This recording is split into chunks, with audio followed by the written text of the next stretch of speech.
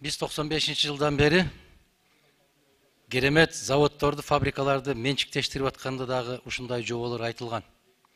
Жок, кайдагын айтасыңар, завод бойдон калат, багытын өзгөртпөйт, өтүк чыгарган өтүк чыгарат, ун чыгарган ун чыгарат, эмнени эле айтып атасыңар деп бизди дагы ошондо мындай бир мамлекеттин чыккынчысы катарында, эл бузар катарында баалап келген. Мен дагы тарых үчүн айтып коеюн.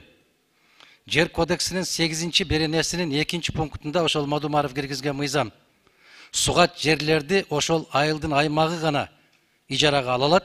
Ижарага алган киши кайрадан суп ижарага бере албайт деген мыйзам ошол Мадумаровдун мыйзамы.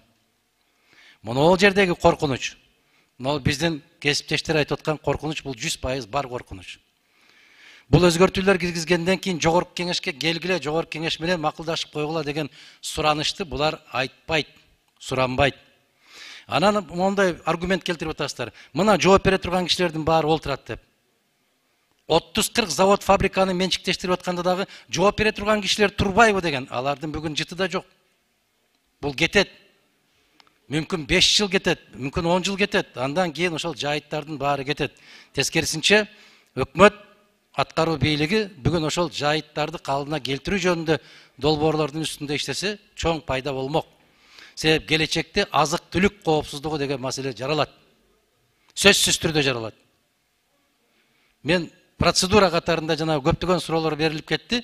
Ушундай болуп кетпейби деп чочулаган кесиптештерге мен азыр эле айтып коеюн, ошондой болот. Ушундай болуп келген, такыр тийбейбиз деген тармактардын баары жок болуп кеткен. Бул дагы ошол жол менен кетиши 100% мүмкүн.